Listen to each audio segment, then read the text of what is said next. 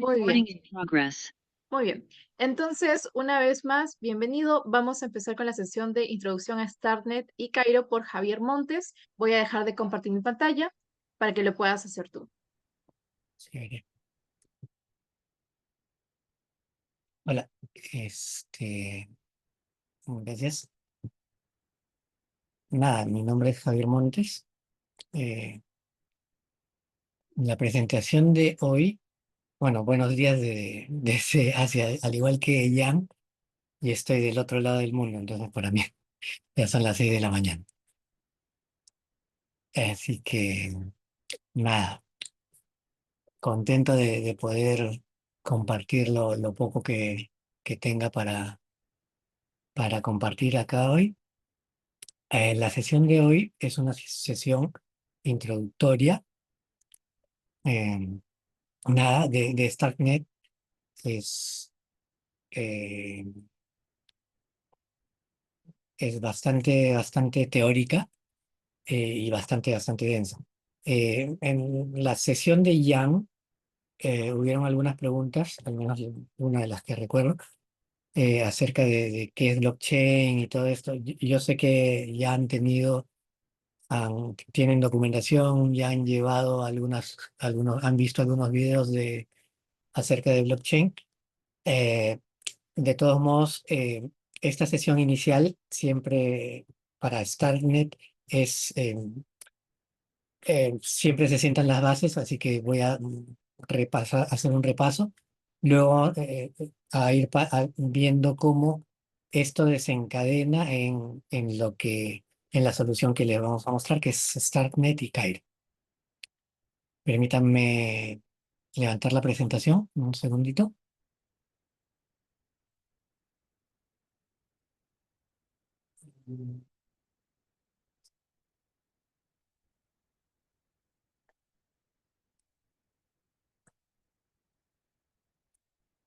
Bueno, me avisan cuando ya la ven. Denme un segundo. Esto debería.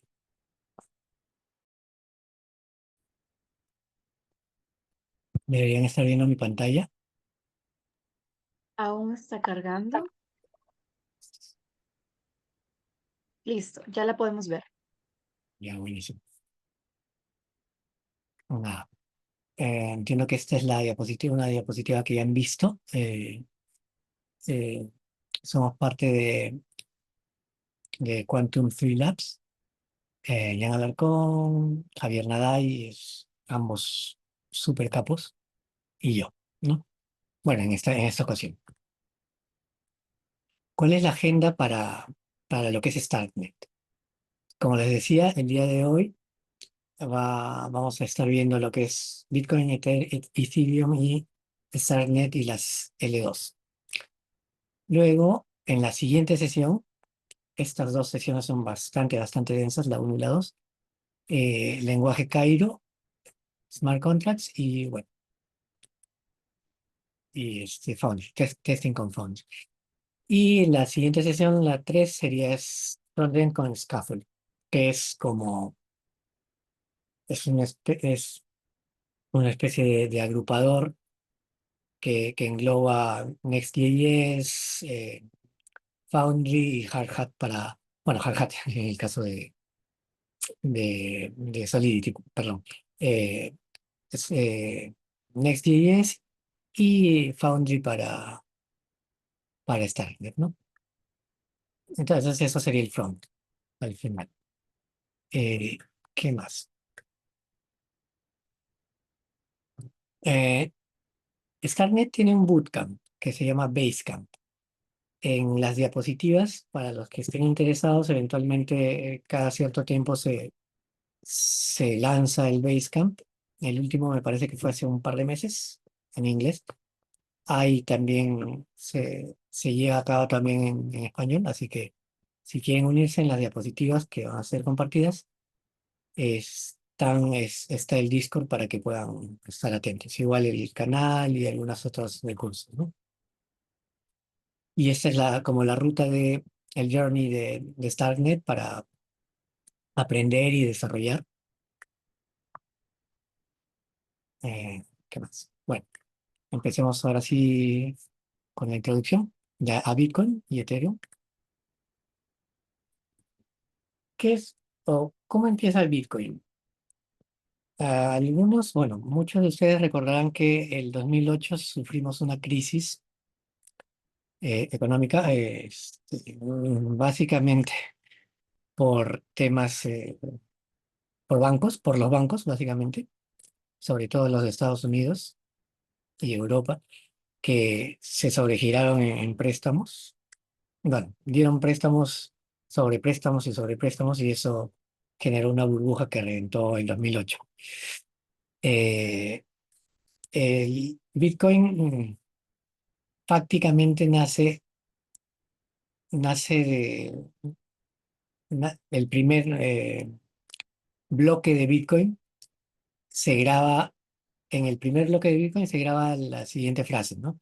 The Times, el periódico The Times publicó un artículo en el que el canciller, básicamente, entiendo que es en Inglaterra, perdónenme si estoy en un error, entiendo que lo que hizo fue decir, oigan, señores, estamos a punto de lanzar el siguiente rescate a los bancos, ¿no? ¿Qué es lanzar un rescate? Poner el dinero de los contribuyentes de un país para salvar una empresa, ¿no? Básicamente es eso. Entonces, empobrecer un poco al país para que la economía no se desbarate. Entonces, ese título fue fue parte del bloque génesis de blockchain, de Bitcoin, perdón. Obviamente creado por Satoshi Nakamoto. El paper fue lanzado en el 2008, si no me equivoco, y luego Satoshi desapareció mágicamente en abril del 2011. En la documentación oficial se mencionan 22.000 bitcoins como el patrimonio de Satoshi, pero se dice también, o bueno, he visto otras fuentes en las que se habla de 1 millón de bitcoins, que serían alrededor de 115.000 hasta hace unas horas. 115.000 millones de dólares, ¿sí? Billones en inglés, ¿no? Nada. ¿Qué trata de resolver Bitcoin? De hecho, la devaluación de la moneda, ¿no? Eh, el dinero físico, no sé, los soles, los dólares, eh, son, son llamados dinero fiat, confianza, básicamente, ¿no? Inicialmente, por ejemplo, el dólar, el sol incluso, el sol, el antiguo, fundaban su valor en el oro. En teoría, el dólar sigue fundando su valor en el oro, aunque siguen imprimiendo, como vamos a ver más adelante, billetes, así que no se equipara, no se equipara el valor de las reservas con el valor supuesto que tiene actualmente el dólar. Eh, y si se dan cuenta de un tiempo a esta parte, de hecho, gracias a algunas buenas políticas y un poco de suerte que hemos tenido, el sol se ha ido valorando, pero lo normal es que las monedas fiat se devalúen con el tiempo, conforme se vayan imprimiendo más y más. El hecho de que imprimas más dinero no es que tengas más dinero, no es que el dinero valga más, sino que, sino que dado que tienes más dinero, eres capaz de apostar más dinero por algo que antes valía menos. Entonces, eso hace que el dinero, en lugar de subir su valor, baje. Entonces, el hecho de imprimir e imprimir más dinero hace que este se devalúe, ¿no? Eso es lo que les decía. En 2010 teníamos 8 billones, 8 billones, 8.000 millones de dólares impresos. Perdón, trillones, aquí está. Sí, por eso estaba titubeando. 8 trillones de dólares impresos y a 2024 teníamos cerca de 22 trillones. Entonces, sí se ha devaluado, ha perdido valor el dólar. eh, Igual muchas otras monedas, ¿no? Y con el dólar todas nuestras monedas, ¿no? A pesar de que con respecto al dólar, el sol sigue manteniéndose más o menos estable y para bien. Eh, el valor adquisitivo del sol también se ha reducido, lo cual implica inflación. ¿Cuál es la política monetaria de Bitcoin? Bitcoin tiene la política de eh, que se van a llegar a imprimir hasta 21 millones de Bitcoin. ¿Qué ventajas trae esto? Que, que Bitcoin no es inflacionario, sino deflacionario, y eso se ha ido viendo a lo largo de los años. Hace unos días ha llegado su valor histórico de 125.000, $126.000 por Bitcoin. Entonces, sí está bastante, cada vez más valorado, ¿no? Actualmente, este valor de la cantidad es 3.125, es el reward que se le da a los mineros por minar. En este momento estamos en 3.125, que es bastante, ¿no? Son como $350.000 actualmente. Entonces, cada 4 años tenemos reducido ese monto, ese reward que se le da a ese premio que se le da a los mineros a la mitad. Eso asegura que a lo largo del tiempo vamos a llegar a imprimir, a minar, a mintear, perdón, a imprimir los 21 millones de bitcoins que que se había previsto, ¿no? Y bueno, el próximo halving va a ser dentro de 3 años, ¿no? Aproximadamente en abril del 2028. Nada, esto es lo que les decía, se va a ir incrementando la cantidad de bitcoins que se tienen en el mercado con el tiempo, y para dentro de unos años ya tendremos los 21 millones, poco menos de 22, ¿no? Eh, de supply. Nada, este, ¿cómo se administra esto? Lo que les comentaba, ¿no? Un minero eh, dice, tenemos, ¿cómo aseguramos que las transacciones que se registran en la blockchain de Bitcoin son correctas? ¿O cómo nos aseguramos de que no nos mienten? Alguien dice, alguien resuelve. Lo normal es que se demoren, eso es un reto, digamos, calcular un número, obviamente es algo más complejo. eh, y alguien dice, ya lo resolví, muestra el valor, este valor se valida, es fácil de validar, es difícil de calcular, pero fácil de validar. eh,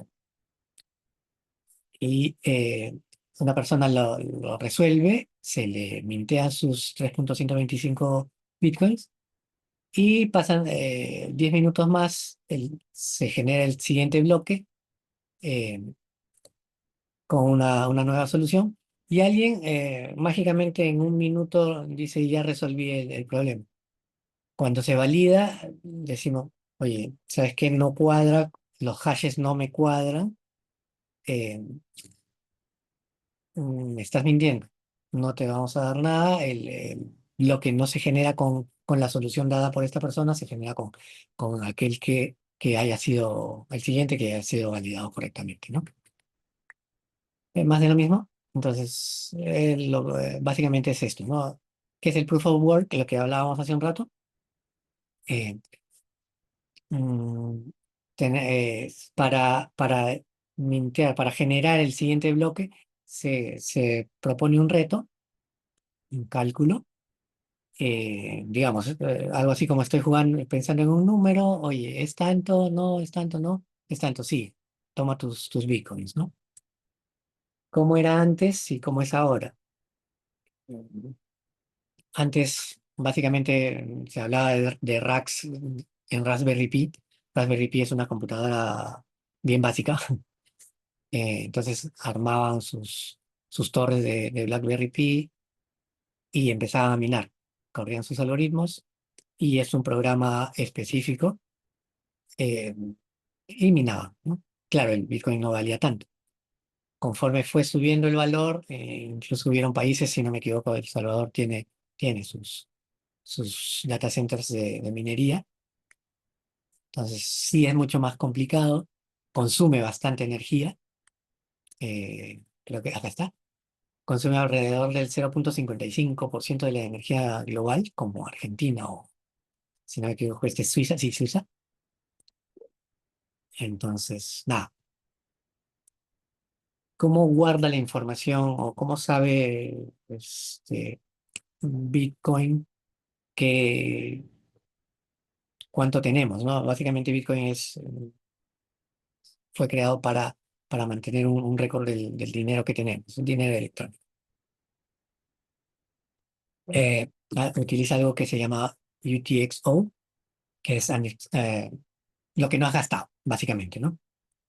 Entonces, no sé, pues Daniel tiene 10 bitcoins y Jerónimo tiene 7,5. Entre ellos pueden ir distribuyéndose, me parece que hay una diapositiva más. Quiero enviarle un bitcoin a María, no sé.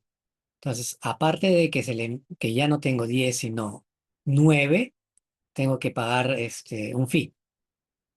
8,5, no, 8,9, no menos uno, digamos. No es que sea 8 no es que sea 0,1, sería demasiado, pero esa es la idea, ¿no?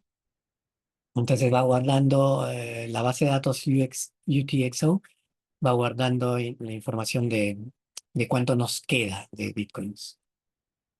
Perdón, pero esto no, no va a poder ser.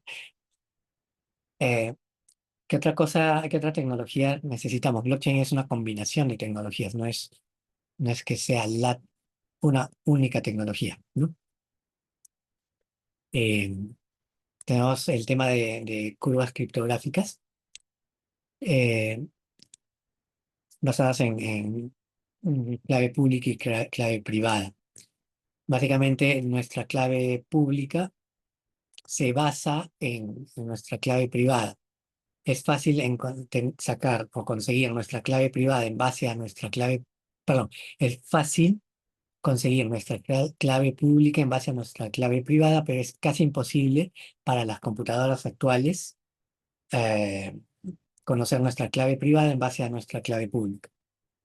Casi imposible para las computadoras actuales, virtualmente imposible, pero no es imposible para computadoras cuánticas, lo cual ya implica un problema para dentro de unos pocos años.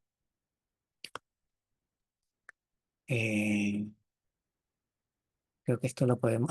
Ok. Entonces, combinando estas diapositivas en las que, oye, yo le estoy mandando dinero a alguien, estoy mandándole un Bitcoin, que es bastante dinero, a otra persona, ¿cómo me aseguro de que soy yo? Justamente con la clave, yo firmo mi transacción con mi clave privada, eso genera un pequeño acápite en la transacción en el que, se evidencia que yo he firmado, que he sido yo el que ha firmado. ¿Cómo se verifica? El protocolo verifica con la clave pública, con mi clave pública, y dice, sí, ok, sí lo ha firmado esta persona, sí lo ha firmado Daniel en este caso. Entonces voy a proceder con la transacción. Lanzo el reto, se genera, se mina, los mineros consiguen el hash, que es la solución al reto, y se graba la transacción en la blockchain. Entonces, si ven, como que se encadena toda la historia, ¿no? Es lo que les decía, ¿no? Entonces, ahora, una parte, no sé si eso está acá, pero una parte de mi bloque, de mi siguiente bloque, es el hash del bloque anterior. Entonces, ¿eso qué permite? Permite que la historia cada vez se asiente mejor, ¿no? Entonces, es mucho más costoso cambiar la historia de lo que pasó hace, no sé, hace un mes, que lo que pasó hace un día o lo que pasó hace una hora, porque tendríamos que cambiar toda la historia y todos los hashes. Y eso y tendríamos que tener el 50% más uno de todas las computadoras que minan, bueno, que son parte de la red Bitcoin, no de las que minan, perdón, de los nodos de Bitcoin, para, para poder engañar al sistema. Entonces tendríamos que ser, uno, tener una capacidad energética bastante grande, que no creo que haya un país más, salvo Estados Unidos o China, y aún así, que pueda contar con esa capacidad y una capacidad computacional que quizás solo yo los tengo. Y esto es.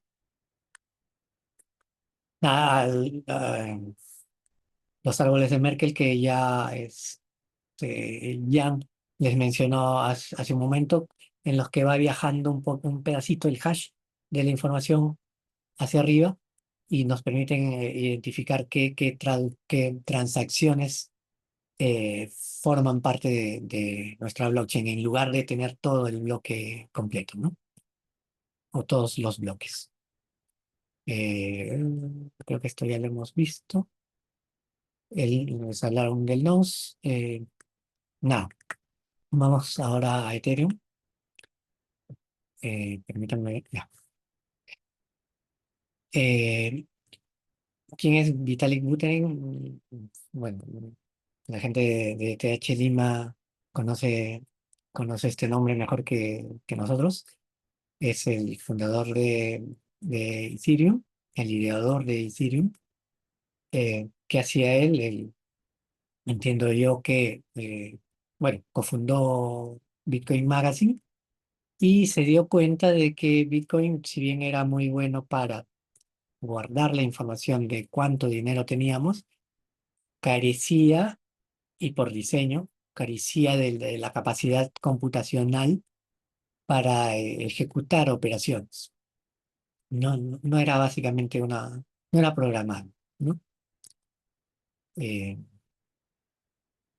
y para convertir a Bitcoin una computadora mundial, si hubiese necesitado de un hard fork, justamente lo tenemos aquí. Entonces, se fundó Ethereum como lo que les comentaba, una computadora programable con lenguajes de alto nivel para justamente poder ejecutar operaciones, cualquier operación que los usuarios necesitasen, y con eso dio origen a toda una revolución computacional, gracias obviamente, a las bases de blockchain y la seguridad que está brindando, ¿no? Eh, sí, bueno, montos a pagar. eh, Obviamente, esto generó que se necesitase pagar por ese cómputo. Ese pago se llama gas, eh, y depende del tráfico, de la cantidad de transacciones y de la complejidad de las transacciones que se ejecuten, ¿no? Lo vamos a ver un poquito más adelante. Vamos un poquito más a detalle. ¿Qué es el halting? Eh, un Turing Complete, un lenguaje de programación Turing Complete es aquel que permite ejecutar operaciones relativamente complejas, eh, y entre otras loops, ¿no? Bucles complejos, bucles.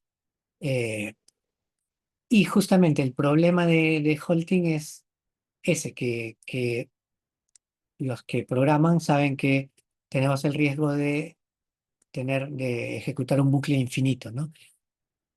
Eso para una computadora puede ser fácil. Oye, ¿sabes qué? La reinicio ya, por último, ¿no? Si es una tarea como las de antes, o si es, digamos, un Windows, eh, botón derecho, terminar y se acabó el problema. Pero no es tan fácil como una computadora mundial en la que todos los nodos se quedan bloqueados, ¿no? Nada. Otro tema es el tema del gas. Como les comentaba, es el costo de las operaciones. Tenemos también, la idea es que el usuario o aquel que programa los contratos inteligentes sea capaz de decir, oye, hasta cuánto gas me permito utilizar, ¿no? Y si el gas consumido va a ser mayor, simplemente mi operación no se realiza, se aborta, ¿no?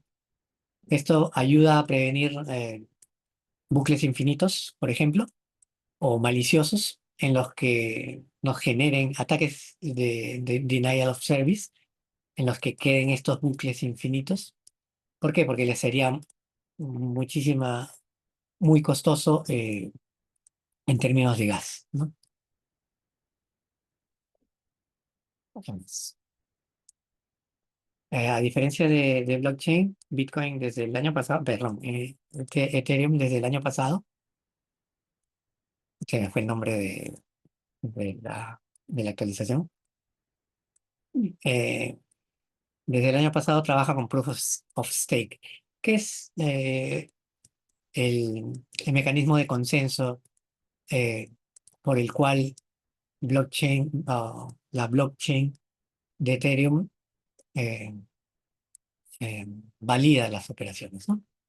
Que básicamente ya no es tanto fuerza bruta, sino, oye, yo arriesgo mi capital diciendo, oye, eh, si miento, puedo arriesgar parte o todo el capital que yo he puesto como garantía de que lo que estoy diciendo es verdad, ¿no? Entonces es más difícil. Y este es el rendimiento anual del capital, ¿no? ¿Qué más? Entonces, como resumen, blockchain, Bitcoin, eh, trabaja con el mecanismo de consenso Proof of Work, Ethereum con Proof of Stake. Bitcoin no es programable, obviamente con otras capas sí. Ethereum sí lo es nativo y de hecho es mucho más eficiente en términos de tiempo gracias a su mecanismo de consenso, entre otras cosas, ¿no? Vamos a StartNet, ahora sí, la CL2. Creo que estamos en buen tiempo. Escalando, escalando Ethereum. Al inicio todo era color de rosa, como en todo en esta vida. Las transacciones iban y venían, pero en 2017 apareció CryptoKitties y terminó consumiéndose el 15% de los nodos de Ethereum, ¿no? Del poder de Ethereum. Esto llevó a una guerra de pujas por el block space, llevando al gas bueno, a tener hasta $3 por transacción. Y luego con el boom de los NFTs se llegó hasta $100 por transacción. Recuerdo una persona, un founder que hablaba de si yo en esa época creamos ellos crearon una solución inicial en la que se hacía para remesas, por el tema de Venezuela, me parece que era uno de sus mercados. Entonces le salía más caro el gas que la remesa en sí, ¿no? Entonces, nada, pero la idea estaba y de hecho Western Union ahora lo ha implementado o está implementando esto para sus remesas. Entonces, habían dos posibilidades de escalar Ethereum, o bueno, de escalar una blockchain, ¿no? Con nodos mucho más potentes, lo cual conlleva concentrar un poco el poder. Entonces, como Solana es una blockchain muy interesante, con sus cosas buenas y sus cosas malas también. Pero eso, ¿no? Básicamente, trabajar con nodos más potentes, pero eso provoca que los nodos sean menos, ¿no? A más costo del nodo, obviamente no todos van a poder invertir. Entonces, sí, el poder ser como que se va a concentrar, ¿no? Y a trabajar a nivel de capas, ¿no? La otra forma de mejorar la eficiencia es trabajar a nivel de capas. Por ahí vi algunas preguntas en el foro. ¿Por qué hay tantas capas 2? Incluso porque hay tantas capas uno, ¿no?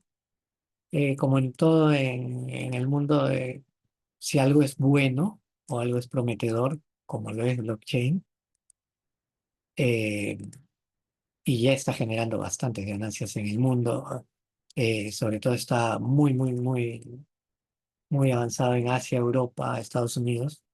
Latinoamérica está un poquito más lento, pero sí hay casos muy interesantes en Argentina, perdón, en Argentina, en Uruguay, me parece, hay una DAO muy interesante de agro, que sería bueno que revisen. Nada, porque hay mucho de esto? Básicamente porque hay personas, hay equipos a los que se les ocurren ideas de cómo solucionar estos problemas, ¿no? Arbitrum es uno, Optimism es otro, y StarkNet es otro, ¿no? Arbitrum y Optimism trabajan, son full EVM compatibles. StarkNet es full EVM compatible, pero también trabaja con Cairo, con la Cairo Virtual Machine, a través de la Cairo Virtual Machine. ¿Cuáles son las ventajas? Lo que les comentaba, alta performance, un desempeño alto, la seguridad de Ethereum, y sí, pues como que se centraliza un poco más la potencia, ¿no? ¿Qué más? Block Space versus Blob Space. Block Space es el clásico, el de toda la vida, el de Ethereum, donde se mantiene la información histórica, es permanente. El Blob Space sirve para validar la información y tiene un tiempo de vida de 30 días. Eso no significa que nuestras transacciones no estén, no se hagan permanentes, se hacen permanentes en la blockchain, pero para efectos de la validación tenemos el block space con toda la información necesaria para ello, con un tiempo de vida de 30 días, ¿no? Tenemos un máximo de 9 blocks por bloque y un ancho de banda de 100 kilobits por segundo, que es bastante bajo. ¿Qué tipos de rollups tenemos? ¿Qué es un rollup? Es básicamente agrupar un bloque de transacciones para no tener que validar una por una o pequeños bloques por pequeños bloques, sino grandes bloques y con ello lograr mayor velocidad, ¿no? Ese gran bloque de transacciones viaja luego a la capa uno, que en nuestro caso es Ethereum, y es validado y luego para el caso de Optimistic Rollups demora una semana. ¿Por qué?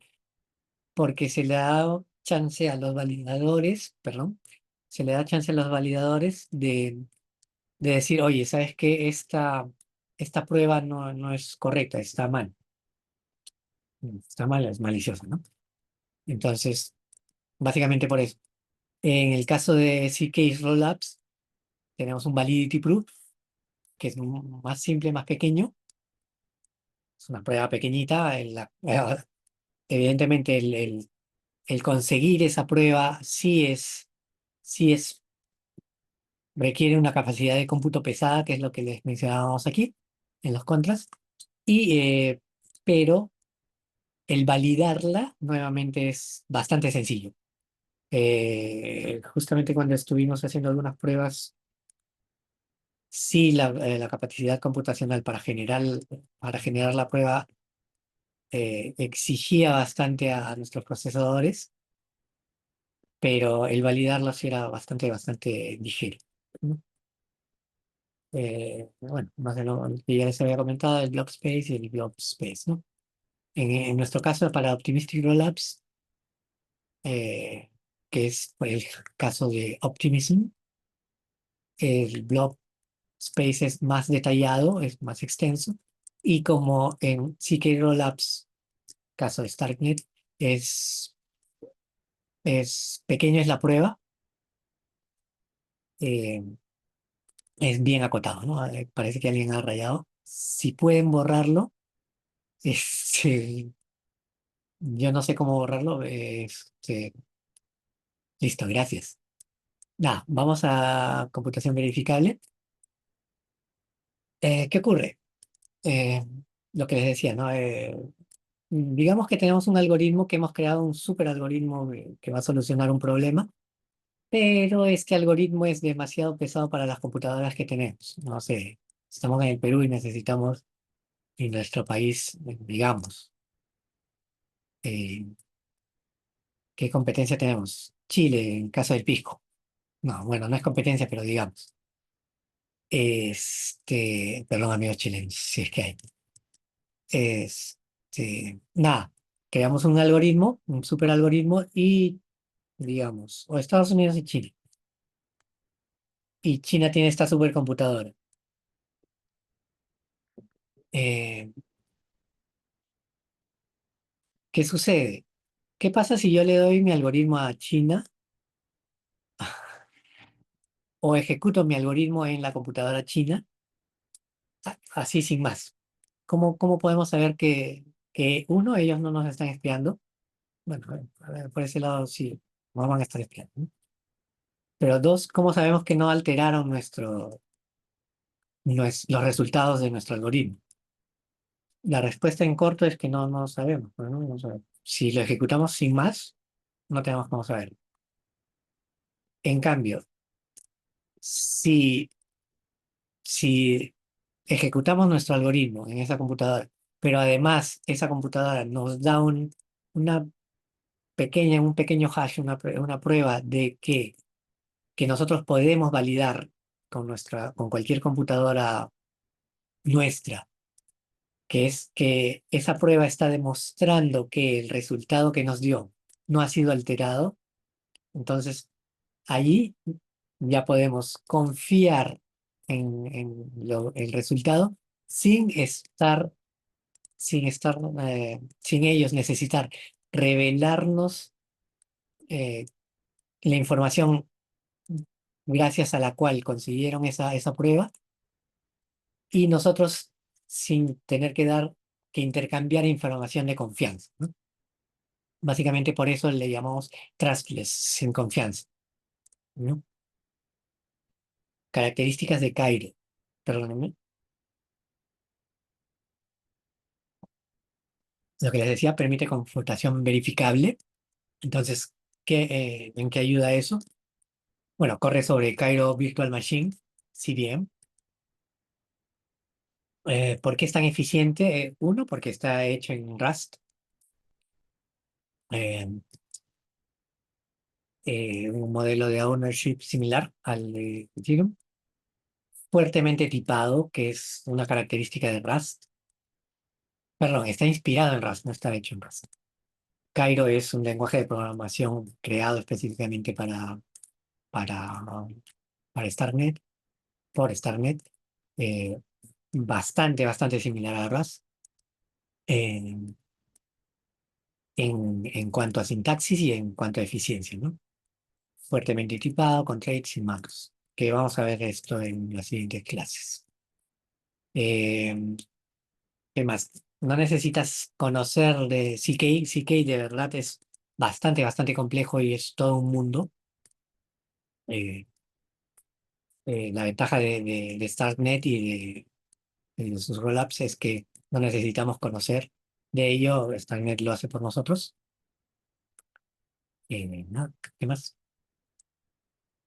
¿Cuál es la filosofía? En una blockchain normal o en Ethereum, los validadores tienen que estar generando nuevamente, corriendo nuevamente un código para verificar o tendrían que estar verificando la información. Para StarNet se valida una vez, se toma la prueba y los validadores solo ejecutan algo pequeñito, ¿no? Lo que les comentaba. Esto hace que nuestro tiempo de generación sea un poquito más pesado. Obviamente, eh,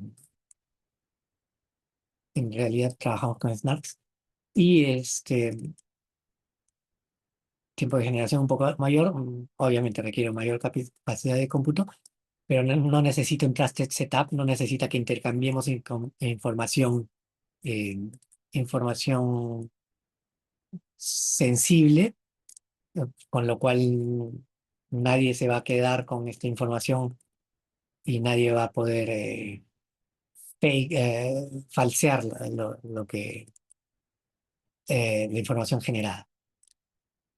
Eh, su- eh, los Starks, bueno, Starknet es quantum computing seguro, entonces tenemos esa ventaja. Entonces tenemos compatibilidad con IBM, ZK IBM, y por otro lado tenemos el rendimiento de Cairo, ¿no?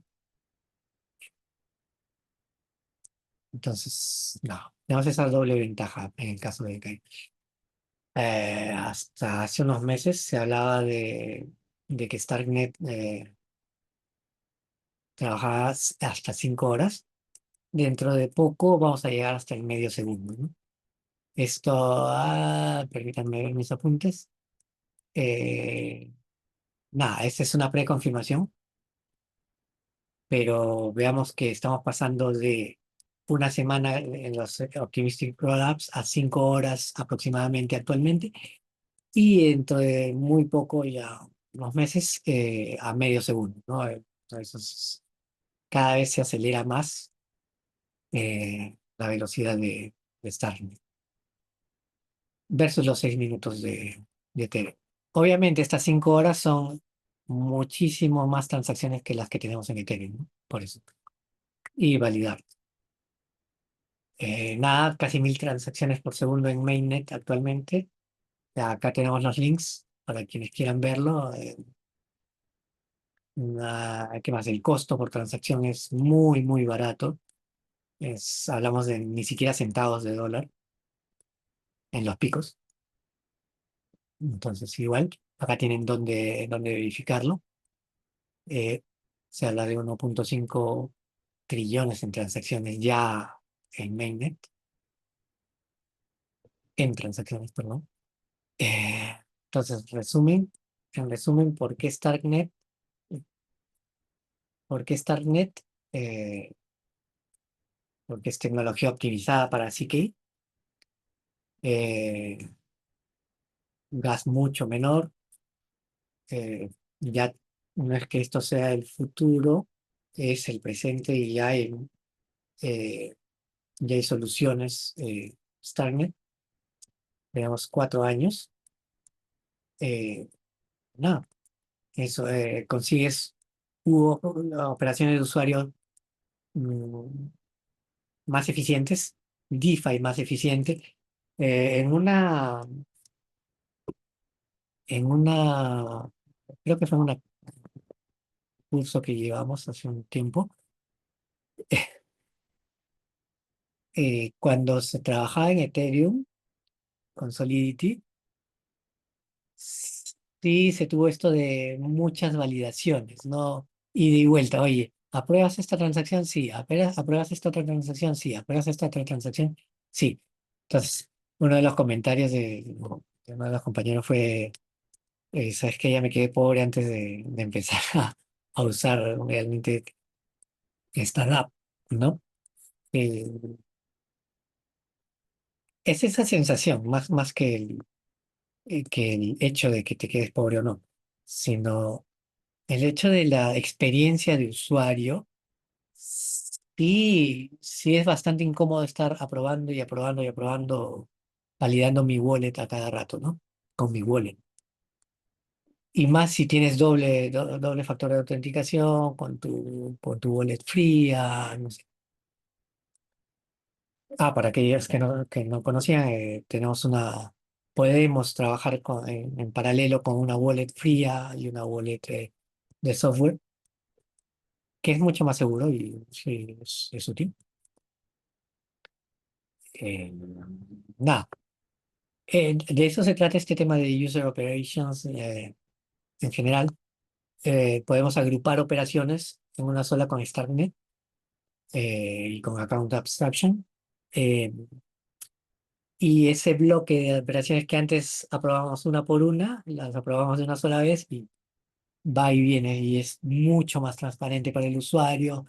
Eh, no sé, pues la tía Rosita que apenas usa su celular para el WhatsApp de la familia, y a veces se le escapan algunas cosas que eran para otro grupo o no sé, pues para la tía Carmen, no, ya no va a estar sufriendo tanto, ¿no? Con esto. La idea es mejorar la interfaz de la experiencia de usuario, ¿no? Pues, ya, sí, tenemos tiempo. ¿Qué es un Smart Wallet? Lo que les comentaba, nos sirve como en nuestro Smart Wallet, por ejemplo, la MetaMask nos sirve para poder aprobar, para poder firmar las operaciones que hagamos, las transferencias, no sé, cualquier operación, las que les decía, ¿no? De los ejemplos del ejemplo que les mencionaba hace un momento. Eh, en en el caso de las Smart Wallets de, de, de Starknet, tenemos Browse, por ejemplo, nos permite ejecutar múltiples operaciones en una sola ejecución. Para Starknet no existen externally owned accounts. No, o sea, mm, la billetera en sí apunta hacia un smart contract, eh, que es nuestra billetera en el fondo, ¿no? Por, Ethereum tiene account abstraction, no es nativo, bueno, ya va a hacerlo, o ya lo está haciendo, pero por construcción ya en Starknet tenemos account abstraction, ¿no? Como les decía, eh, nuestras billeteras apuntan a nuestras cuentas que son contratos, de hecho.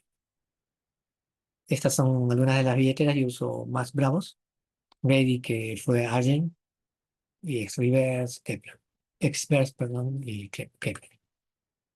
Entonces, lo que les decía, no es una sola transacción, son varias transacciones en bloque que podemos trabajar, lo que mejora la experiencia de usuario. Sobre todo cuando tenemos el tema de pagos, ¿no? Que es en los que somos bastante sensibles. Más fácil es aprobar una sola operación que estar aprobando una por una, ¿no? Eh, Nada más de lo mismo. El firmante tiene su dispositivo, separamos el dispositivo que es con el que firmamos de la cuenta en sí, que es el contrato, ¿no? Nuestra cuenta es la que verifica las firmas, la que ejecuta los multicalls, las múltiples llamadas que mencionábamos, ¿no? Y nuestra firma está en el firmante, ¿no? La billetera. Lo que les decía, tenemos el signer, el firmante, que es nuestra wallet, nuestra cuenta que tiene que implementar algunos métodos, y entre ellos Execute Valid Signature, y el contrato de destino, ¿no? Básicamente así es como se comunican las billeteras con los contratos, ¿no? Eh, a través de nuestro contrato cuenta. ¿Qué más? ¿Qué otras cosas podemos, hablando de seguridad, ah, puede que una transacción requiera, o perdón, una cuenta o una billetera sea multisig? Hay billeteras multisig específicas. ¿Qué es una billetera multisig? Que varias personas tienen que firmar con su wallet eh, las transacciones, ¿no? Que es más seguro. Por ejemplo, si uno tiene una empresa, lo más cercano sería una cuenta compartida, ¿no? En la que, no sé, pues el gerente general tiene una de las firmas, el contador tiene otra, no sé. ¿Qué ventajas tenemos para Starknet?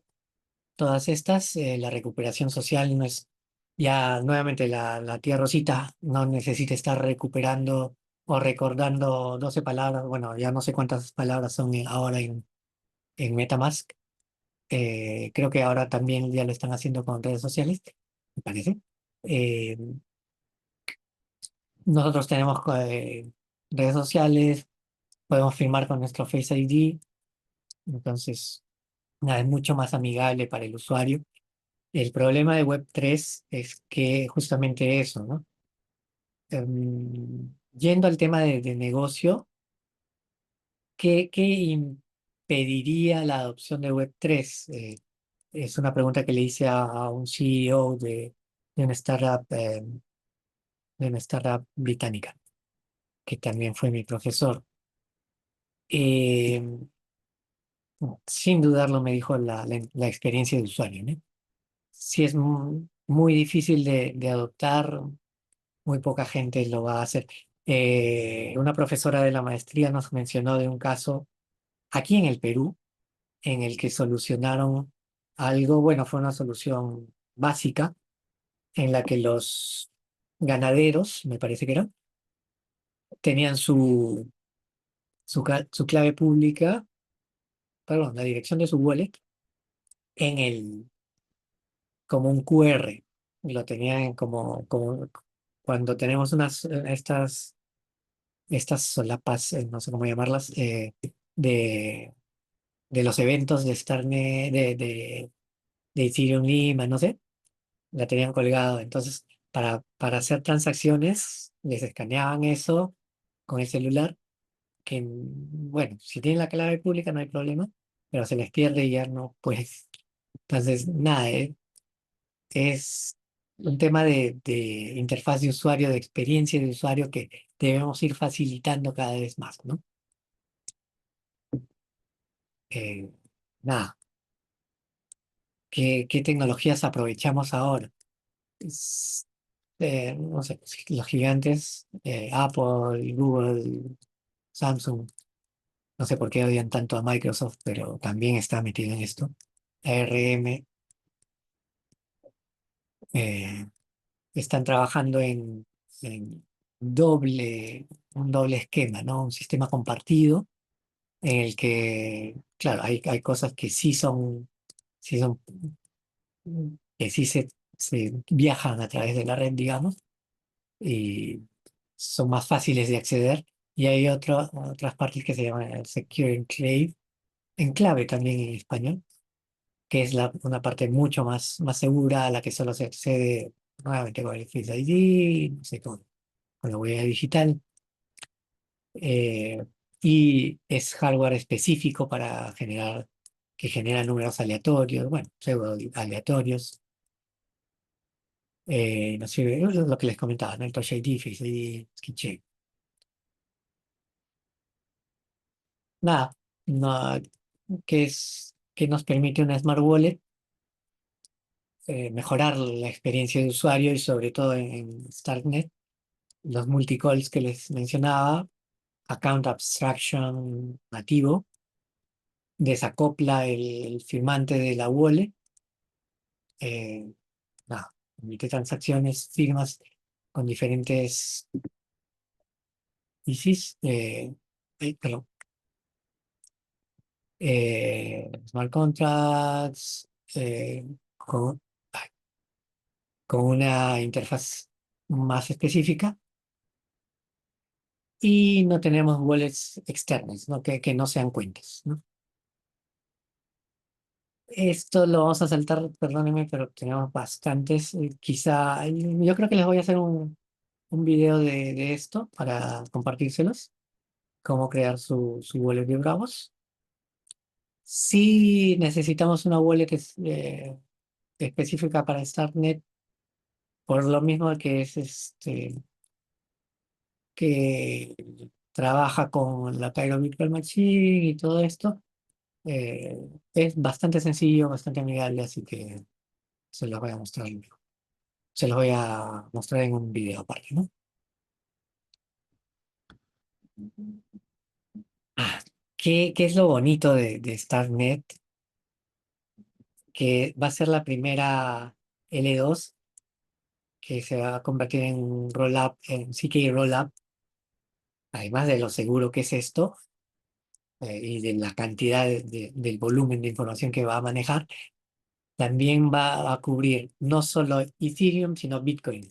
Con esto, sacando información de la Internet, eh, cubrimos más o menos el 66%, dos tercios del TVL, del Total Lock Value, eh, el valor total bloqueado de,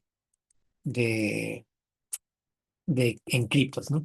Entonces, tenemos a los dos más grandes, las dos más grandes blockchains. Vamos a poder trabajar, con lo cual Bitcoin se aceleraría, las transacciones de Bitcoin se acelerarían tanto como con Lightning Network, pero podemos conversar con Ethereum, lo cual desbloquea un nuevo poder para Bitcoin, ¿no? En cuanto a DeFi, digamos, no sé, si queremos mover eh, información o dinero entre Bitcoin y Ethereum, vamos a poder hacerlo. De hecho, ya se puede hacer, pero con Starknet es muy eficiente, muy amigable. Es un futuro bastante interesante, ¿no? Entonces podemos trabajar con ambas blockchains, a pesar de que ellas trabajen con una con un consenso tipo Proof of Work, y la otra con Proof of Stake, ¿no? Lo que les decía, ¿no? Se habilita Bitcoin Fi, o sea, finanzas en Bitcoin. DeFi, de hecho, o sea, finanzas descentralizadas en las que ya no tenemos un banco que, que pedatee la transacción, con lo cual eliminamos el intermediario y las comisiones que eso significa, sino que pagamos únicamente por lo que cuesta la operación, ¿no? Y grabarla en la blockchain. Entonces, nada, obviamente al banco le pagamos eso y su comisión, ¿no? Entonces, un poco más. ¿Qué más? Pero para los DeFi más eficientes, lo que les comentaba. Listo, eso es. Aquí un poquito de las aproximaciones de cómo Bitcoin está haciendo esto. BitVM, que es la aproximación con Snark, eh, la que ya les he mencionado antes, es una aproximación sin software bastante eficiente. Veamos cómo va haciéndolo. Collider VM, que es Prueba Stark, por lo que apostamos nosotros, básicamente. Opcat es otra aproximación, mm, lo mismo, ¿no? Pero esta sí que requiere un soft fork. Ok. Los Opcats, que es Opcode es básicamente código de bajo nivel, bastante eficiente y que permite, en nuestro caso, Opcat permite ejecutar pruebas Stark, como uno de los casos de uso. Trabaja con Bitcoin Script y bueno, toda esta información, ¿no? Perdónenme que corra, pero quiero llegar a sus preguntas porque ya estamos sobre la hora. No, creo que tenemos bastante bien. Ah, no. Javier, por Sí, aquí nos preguntan que si en este caso sería un wrapped Bitcoin o un Bitcoin envuelto en la red de Starnet, o sea, es decir, es un ERC-20. Le pregunta Jim Fit. eh, sí sería un rap. Sí sería un rap. Entiendo que sí sería un rap. Eh, pero obviamente que conversa que se quema al pasar a la entre cadenas, ¿no? Sí. Nada, Vale, gracias, Javier. sí. Sí, ese fue el tema. Ok. Nada, esto es, para los que se quieran meter, es bastante más pesado de lo que, de lo que he tratado de resumir. sí hay bastante matemática detrás de todo esto y bastantes operaciones que tratamos de aliviarle al usuario final, ¿no? ¿Cuáles son los riesgos? No sé, hay complejidad tecnológica, lo que les comentaba, que es mucho más pesado de lo que StarNet hace que se vea. Eh, Hay una curva de aprendizaje un poquito inicial, un poquito alta, por Cairo, pero vale la pena, totalmente. No, creo que eso es, ¿no? Lo hice bastante rápido. Perdonen que no les haya preparado la demo, pensé que no tenía tanto tiempo y estoy viendo que sí nos queda bastante rato. Entonces aprovechemos para preguntas. Sí. Entonces, si tienen dudas o consultas, ahorita pueden levantar su mano, pueden también poner sus consultas por el chat o pueden prender micro sin problema alguno.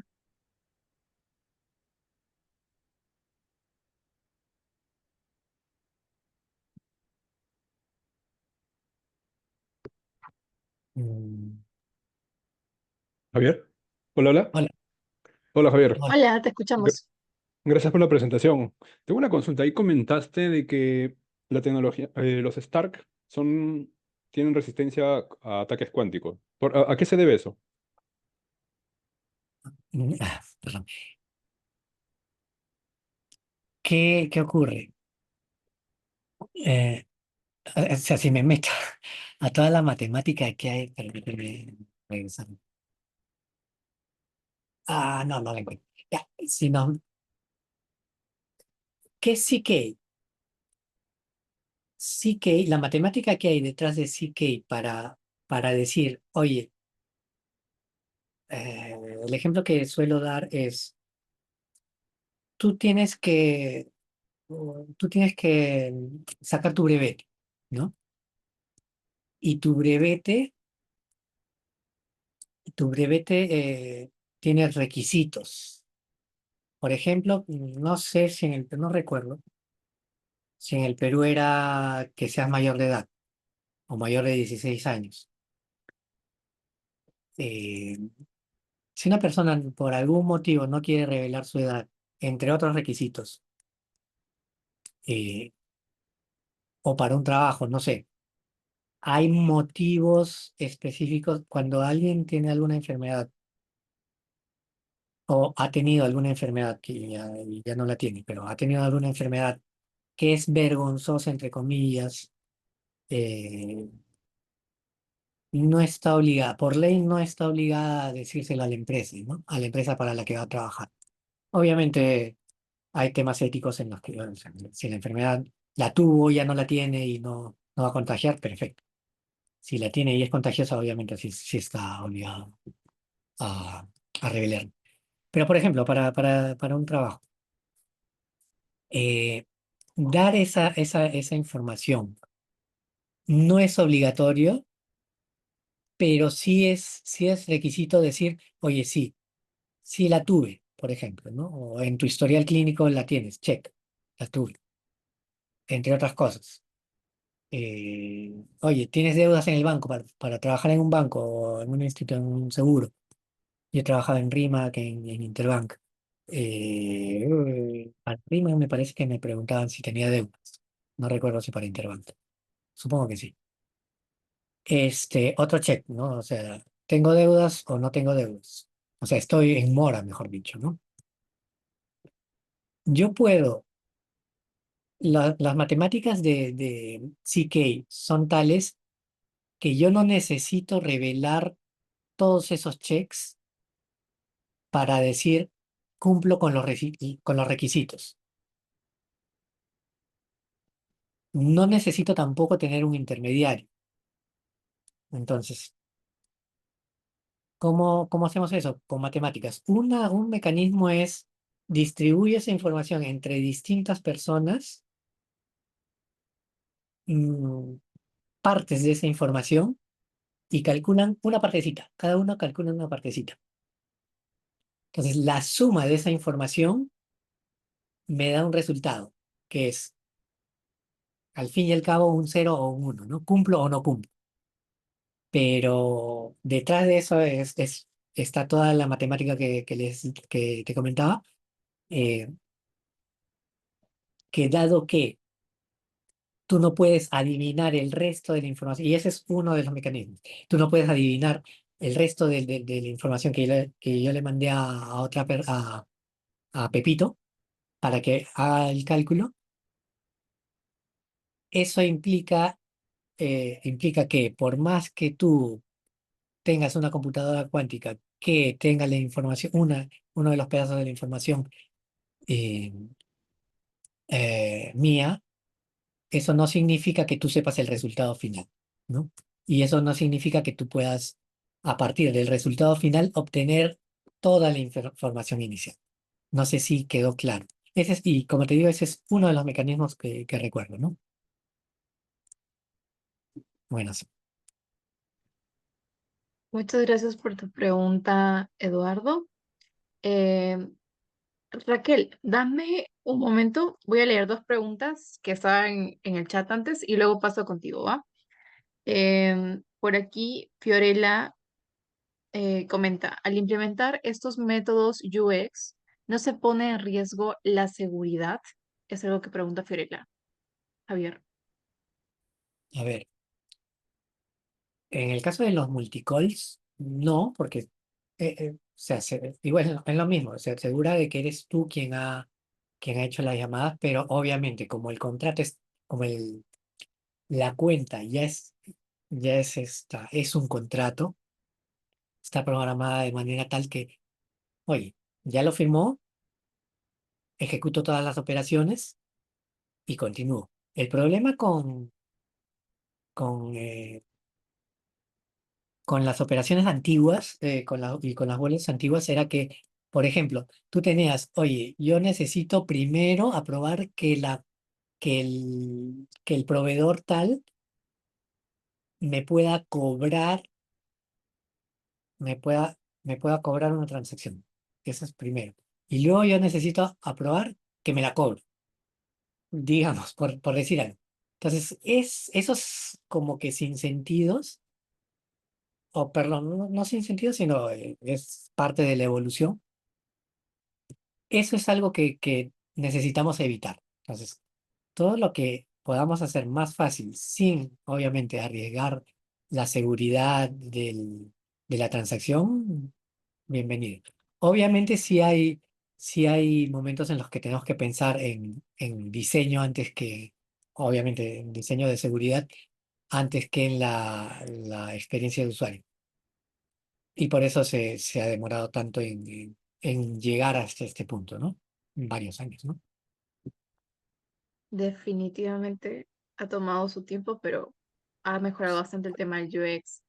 Sí. Javier, aquí hay otra pregunta de parte de Jim, antes de pasar con la de Raquel. Nos dice, Arbitrum usa Rollups por optimización, pero tiene un gran precedente como capa 2 en Ethereum y en proyectos DeFi. Sin embargo, es más lento. StarNet, acabas de mencionar que tiene velocidad en sus transacciones debido a que su tipo de validación Zero Knowledge Rollups es matemática y demás aspectos que mencionaste. Esto quiere decir que es una blockchain futurista y podría escalar mucho más que Arbitrum. Mira, ahí ya no te voy a decir, o sea, los dos me gustan. No puedo decirte sí o no. Tienes que probarlo, ¿no? Tienes que meterte a trabajar en ellos. Sí te diría que tiene una gran ventaja. No sé si Arbitrum esté ahorita trabajando en integrar Bitcoin, pero sí, o sea, sí es un paso bastante interesante que está dando Starknet. Y sí o sea, en cuanto a volumen de dinero, es muchísimo, ¿no? Entonces, nada, eso, experimentemos. ¿Qué tal pregunta que te mandaron, Javier? O sea, literal, entre la espada y la pared. Sí, Hago muy bien. pequeño paréntesis. Estoy segura que esto ya se lo comentó Javier, pero entrando un poco entre este desafío de Arbitrum, Starnet, em, yo les comento que entre el 24 al 26 de octubre nosotros tenemos una hackathon de Ithero en Lima. Y justo ahí Javier decía, ¿no? Lo mejor es que tú trabajes sobre ellas y las pruebes. Entonces, aprovechando que tenemos estas sesiones, lo ideal es que ustedes puedan, valga la redundancia, aprovechar que tenemos a Javier. De hecho, hoy nos está dando la parte teórica, pero la siguiente sesión nos va a dar toda la parte técnica, la parte práctica, la parte como más de a fondo de desarrollo. Entonces, ustedes vengan con todas sus dudas para las próximas veces para poder ir al desarrollo, ¿no? Y bueno, la finalidad de la hackathon, obviamente, hay premios económicos por tracks de parte de Starnet, de parte de Arbitrum, y también se nos une Scroll. Entonces, bueno, ya, ya que metí cherry a ello, ahora vamos con la pregunta de Raquel. Sí, ¿cómo está? Hola Javier, una consulta me surgió con respecto a las operaciones que están el acceso por medio de las redes sociales de la web 2 y me surgió como que la curiosidad, ¿no? ¿Cómo se ha visto el tema de la seguridad, ¿no? Por la misma naturaleza de la misma, que es web 2. Mencionaste que es por temas de Instagram u otras redes para que sea mucho más accesible y que tenga alcance con las personas al final que todavía no están dentro de esos temas de tecnologías emergentes, disruptivas, pero que es bonito que pues sea más masivo, ¿no? Más que todo por la democracia de eso de lo que es la web 3. Pero mi pregunta es cómo va el temita de la vulnerabilidad con la seguridad de la data, ¿no? Por lo mismo que está en la web 2. Esa era mi consulta. Gracias. Perdón la alarma. Este, lo que mencionaba era que entiendo, no he visto MetaMask últimamente para el tema de, de identificarte. Que entiendo que ahora están utilizando redes sociales. Perdón si les estoy mintiendo, pero ahí tenemos el problema justamente de seguridad, ¿no? Por ejemplo, no conozco ningún banco, ni allá ni acá, que use Instagram o, no sé, pues Google para autenticarse y para entrar a tus cuentas, ¿no? Eh, Hay un riesgo muy alto, ¿no? Tengo gente hackeada en Facebook a cada rato, ¿no? Entonces, Starknet, Bravos, por ejemplo, usa el Face ID, que es mucho más, menos riesgoso, ¿no? Pero sí, y a pesar de eso, si buscan, les voy a compartir una página en la que se habla de vulnerabilidades y de hechos, de eventos. Por ejemplo, en Solana ocurrió hace unos años en Wormhole, me parece un protocolo eh, de estos DeFi, ocurrió un problema de seguridad bien feo, uno de los más grandes que recuerdo.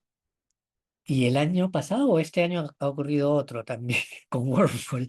Así que Wormhole son súper capos, súper buenos, pero hasta a ellos les pasa, ¿no? Este, la, la seguridad, yo te diría, en primer lugar, Wormhole, el problema de hace unos años, el de este año no lo he visto, no lo he visto, para ser honesto, pero el de hace unos años fue un error del programador o de los programadores y de los testers. ¿Por qué? Porque no declararon bien las cuentas, hicieron públicas unas cuentas que no debían ser públicas en el contrato. Entonces, perdón, no validaban que las cuentas con las que se estaba entrando fueran cuentas específicas. Entonces, fue un error básicamente de diseño del programa y de no seguir las buenas prácticas. Wormhole está en Solana, o sea, hecho en Rust, ¿no? Rust súper seguro, súper tipado, súper eficiente, pero el problema no fue ni siquiera la tecnología que se usó, eh, no fue el lenguaje de programación, sino la práctica y el diseño No sé si el diseño, pero la ejecución estuvo mal, ¿no? Entonces, sí tenemos que tener muy en cuenta eso para los DeFi, para los protocolos DeFi. Para mí es un super capo, eh, se llama Pachoman, me parece que existe en X, eh, que hablaba de que uno tiene que estar bien, sobre todo los protocolos DeFi, tienen que estar bien con la SEC, que es la institución de Estados Unidos que verifica todo esto del movimiento de dinero, ¿no? Entonces, sí, las pruebas cada vez son más importantes, la verificación de vulnerabilidades es súper importante y yo creo que los ingenieros que vean eso están más que asegurados. La IA no es tan, todavía no llega a ese nivel, ni va a llegar en un tiempo. No sé si con eso resolví tu pregunta o te amplié la duda, pero, No, pero sí, está bien. O sea, ya genera mucho más perspectivas y depende ya de cada persona interesada que amplifique mucho más lo que nos está dando alcance, ¿no? Más bien, muchísimas gracias. Y agradeceré mucho que nos compartas lo que mencionaste para seguir documentándonos. Gracias. sí, sí, te llevaste justo, no sabía cómo decirlo, tú lo has dicho.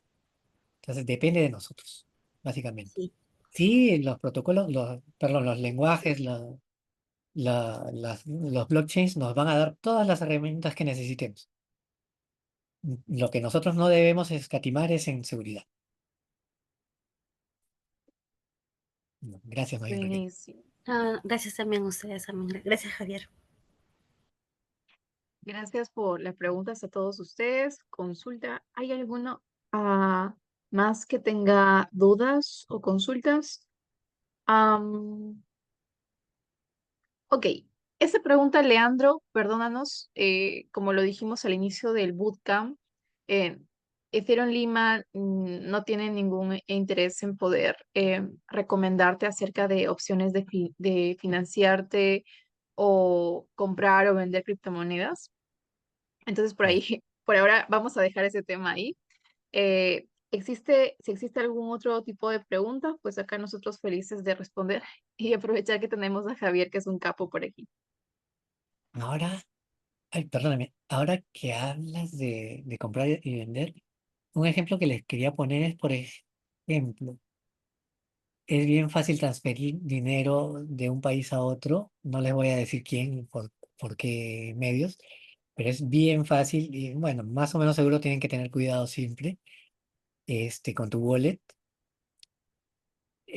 transferir dinero de un país a otro y no les cuesta tanto como una transferencia SWIFT o como Western Union. La diferencia es bien grande. Así que, ¿qué permite esto? Ayuda a que países emergentes puedan recibir remesas mucho más sustanciales, porcentualmente menos, menos picoteadas, digamos, por las compañías que dan este servicio, ¿no?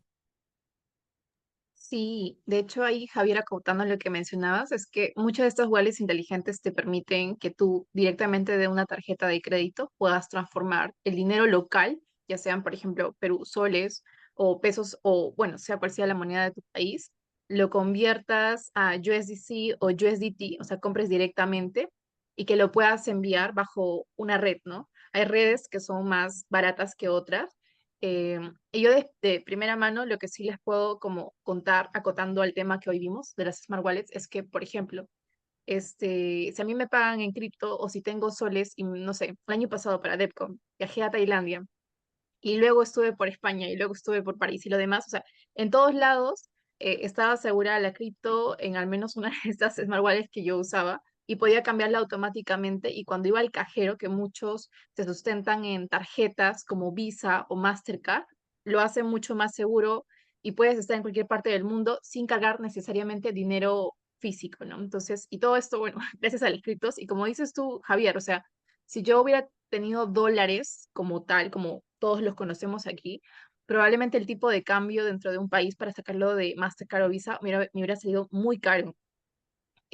Pero con el tema de las wallets, el tipo de cambio es bastante, bastante barato porque lo cambias de dólares a USDC o USDT. Entonces, sí, definitivamente es una gran, gran opción.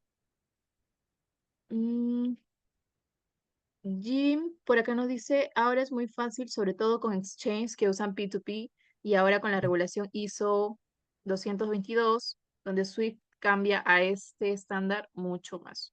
Ujú, Sí. sí, tal cual. ¿Alguna duda más que tengan por aquí? Aprovechando que tenemos a Javier todavía, ¿no?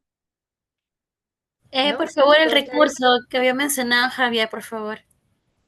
Ah, ya. Ah, Lo había entendido el Sí, bien. de Sí, ¿verdad? Ah, sí. no, también. Javier, ahí te están esperando con el recurso. Sí, Igual, se yo los... quería preguntarte algo, Javier. Para la próxima sesión, necesitarán que todos hayan creado una wallet. em,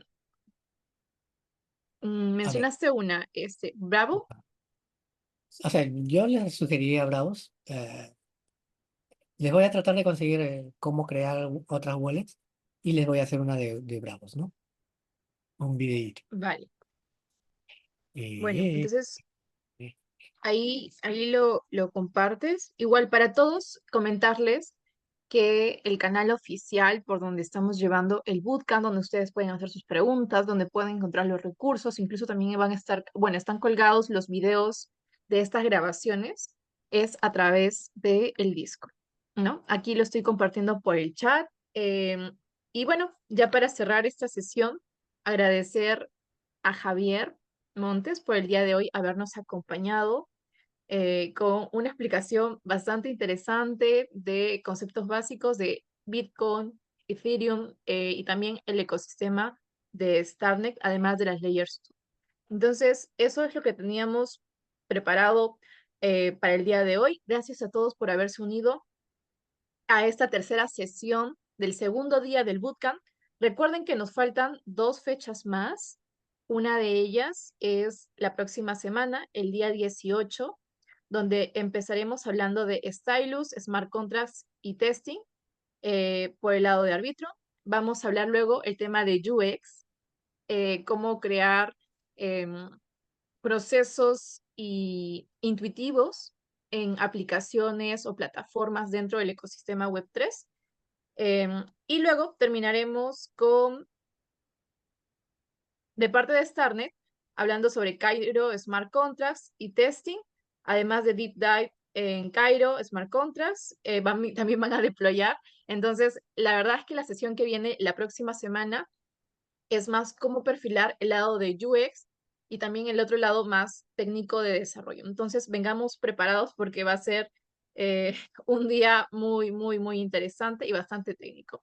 Finalmente, recordarles que tenemos una hackathon del 24 al 26 de octubre. Espero que todos aquí puedan participar. Tenemos grandes premios económicos. Y bueno, por si alguno está interesado en ir a DevConnect, que es este evento magnífico, grandísimo que se está dando en Argentina, que expone todo el ecosistema de Ethereum, de cómo ha ido avanzando y muchos proyectos más. Eh, les comento, no sé si esto ya se los han dicho, pero dentro de uno de los premios que tenemos en la hackathon son vuelos para el equipo ganador que postule dentro de la hackathon. Entonces, la verdad es una gran oportunidad. Cualquier cosa, ustedes pueden consultar a través del Discord. Em, Sí, todos los retos, todo lo relacionado al bootcamp, todo se publica en el Discord, ¿sí? Todo lo van a estar compartiendo en el Discord para el reto de esta semana. Y bueno, sería eso por mi parte. No sé si hay algunas últimas palabras que quisieras dar, Javier. no, nada, Chris, gracias. Más bien, gracias por la oportunidad. Disculpen la pequeñez.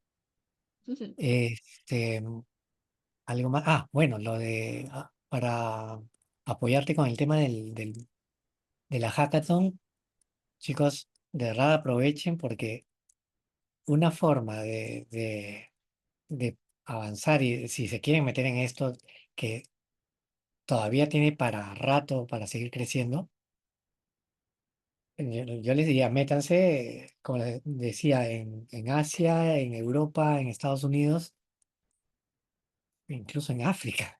Está bastante más, más desarrollado que en Latinoamérica. Entonces aprovechemos esa ventaja que todavía, ese gap que todavía tenemos para meternos en el tema. Hagan lo que yo no estoy haciendo, que es hacer networking. Es, eh, Métanse en todo lo que puedan, porque de verdad es un mundo bien interesante. eh, y nada, es el futuro. Yo, por ejemplo, acá no voy al banco, no voy al cajero, no, todo lo hago con el celular y desde con criptos, básicamente. Obviamente tengo que trabajar con dinero fiat, ¿no? Pero nada, acá, bueno, y en cualquier lado, blockchain va a ser a futuro. Dense cuenta de que la IA nació mucho, décadas antes que blockchain y recién hace poco ha despegado. Pero con la velocidad con la que van las cosas ahora, blockchain va a despegar dentro de muy poquito. No, métanse. Sí, tal cual, Javier. Y de hecho, estar en la hackathon participando es una gran oportunidad, es una gran vitrina porque estamos, o sea, representando a Layer 2 increíbles, Starnet, Arbitrum, Scroll. Y sobre esto, hay una pregunta de Fernando, ¿podemos participar los que somos de otros países? Sí, porque la hackathon tiene dos modalidades, la presencial y la virtual. Igual todos los detalles de la hackathon y más cositas también se las van a estar pasando por el Discord. Entonces, pues aprovechen estas sesiones ahora que se vienen técnicas y ahora que les cuento así como que en más confianza, la razón de por qué creamos este bootcamp es porque queremos prepararlos para que lleguen con un MVP al final de este bootcamp y estén casi listos para ir a la hackathon a ganar. Básicamente es esa la razón y nuestra misión desde Ethereum Lima y agradecemos a todos aquellos mentores que están sumándose a esta causa. Así como Javier, así como también Jan y todos los que ya han venido acompañándonos en estas fechas. Sin más, a Aprovechen. todos, muchas gracias por el tiempo, el espacio, Javier. Sí, sorry, justo que mencionas a Jan, aprovechen a Jan. Jan es un maestro. Nadai, Javier Nadai, aprovechen. O sea, a mí, pero a ellos sí. Súper. Tal cual, todos unos capos, expertos construyendo grandes proyectos y trabajando dentro de estas blockchains y en el ecosistema ya por bastante tiempo.